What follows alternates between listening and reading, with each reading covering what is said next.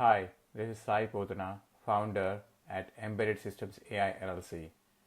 In this video, I'm going to go through the architecture of PCI Express 7.0, the latest generation of PCIe interconnect standard designed for AI infrastructure, hyperscale data center, cloud computing, HPC systems, and future disaggregated compute architectures. Section 1 shows PCIe 7.0 at a glance. PCIe 7.0 delivers 128 gigatransfers per second per lane. On a full 16-lane link, this provides approximately 512 gigabytes per second of bidirectional bandwidth. This represents another doubling of throughput over PCIe 6.0. PCIe 7.0 also continues using PAM4 signaling, FLIT-based transport, and forward error correction. Importantly, PCIe 7.0 remains backward compatible with all earlier PCIe generations. Section 2 describes PCIe 7.0 layered architecture. PCIe maintains its layered protocol architecture. At the top is the transaction layer. This layer handles memory reads and writes, packet routing, flow control, and transaction ordering. Next comes the data link layer, which provides reliable packet delivery, sequence numbering, acknowledgements, replay buffers, and CRC protection. At the bottom is the physical layer. This is where the major PCIe 7.0 innovations occur. PAM4 signaling, FEC, advanced equalization, retimers, and extremely high-speed serial operations at 128 gigatransfers per second. Section 3 describes PCIe 7.0 link architecture. This section illustrates a standard PCIe topology. A root complex, typically integrated into the CPU or SoC, communicates with the endpoint devices such as GPUs, SSDs, NICs, AI accelerators, or DPUs. PCIe links scale from 1x up to 16x width. Multiple lanes operate in parallel to increase bandwidth. PCIe remains fundamentally a point-to-point switched serial architecture. Section 4 describes PAM4 signaling. One of the most important changes introduced in PCIe 6.0 and continued in PCIe 7.0 is PAM4 signaling. Older PCIe generations used NRZ signaling, which represented 1 bit per symbol. PAM4 represents 2 bits per symbol using 4 voltage levels. This allows PCIe 7.0 to double throughput without doubling clock frequency or pin count.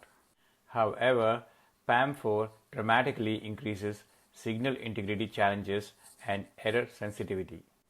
Section 5 describes FLIT-based transport.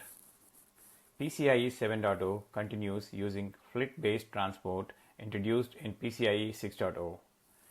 FLIT stands for Flow Control Unit. Instead of transmitting arbitrary length packets, PCIe now operates using fixed size 256-byte FLITs. This improves throughput efficiency, alignment, reliability, and simplifies forward error correction handling. Section 6 describes forward error correction. Because PAM4 signaling is more error-prone, PCIe 7.0 requires FEC. The transmitter generates parity symbols and the receiver reconstructs corrupted data. FEC is critical for maintaining reliable communications at 128 gigatransfers per second over real motherboard and backplane channels. PCIe 7.0 combines FEC, CRC, replay protection, and link training mechanisms to achieve enterprise-grade reliability. Section 7 describes link states and power management. PCIe includes sophisticated power management states. The link transitions through detect, polling, configuration, and active states during initialization. Low power states such as L1, L2, and L3 reduce energy consumption when links are idle. Modern data centers increasingly care about performance per watt, making PCIe power optimization very important. Section 8 talks about breadth of bandwidth. This table highlights PCIe 7.0 bandwidth scaling across different link widths. Even a single 1x lane delivers roughly 32 gigabytes per second bidirectional bandwidth. A full 16x lane PCIe 7.0 link approaches half a terabyte per second. This bandwidth level is increasingly necessary for AI accelerators, GPU clusters, high-speed networking, and memory-centric architectures. Section 9 describes common PCIe topologies. PCIe supports both direct point-to-point connections and switched topologies.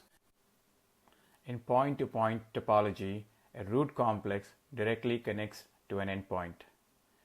In switched fabric topology, PCIe switches allow multiple downstream devices to share upstream bandwidth. Modern AI servers often contain very large PCIe switch fabrics interconnecting GPUs, NVMe, SSDs, SmartNICs, and DPUs.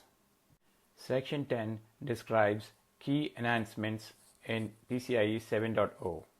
PCIe 7.0 introduces several critical enhancements. These include 128 gigatransfers per second, PAM4 signaling, FLIT architecture, FEC protection, improved latency efficiency, enhanced diagnostics, and cloud scale reliability. PCIe is evolving from a traditional peripheral bus into a fabric architecture for data center scale systems. Section 11 talks about backward compatibility. One of the PCIe's greatest strengths is backward compatibility. PCIe 7.0 devices can negotiate down to earlier PCIe generations automatically. This preserves ecosystem investments while enabling gradual adoption of new technologies. Section 12 shows target applications. PCIe 7.0 primarily targets next-generation compute infrastructure. Like the major application areas include AI and machine learning clusters, hyperscale data centers, cloud infrastructure, HPC, ultra-fast networking, high-performance storage, and quantum computing systems. PCIe has effectively become the universal interconnect backbone of modern computing. Section 13 talks about ecosystem readiness. PCIe 7.0 specifications were finalized in 2025. Early silicon is expected to be around 2026, with broad ecosystem deployment likely beginning around 2027 and beyond. This timing aligns closely with the explosive growth of AI infrastructure and disaggregated data center architectures. The key takeaway is that PCIe 7.0 is no longer simply a peripheral interconnect.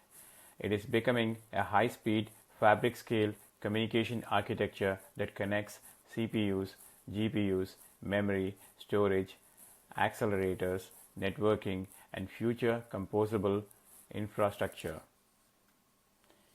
PCIe 7.0 provides the bandwidth foundation for the next decade of AI and high-performance computing systems. Thank you.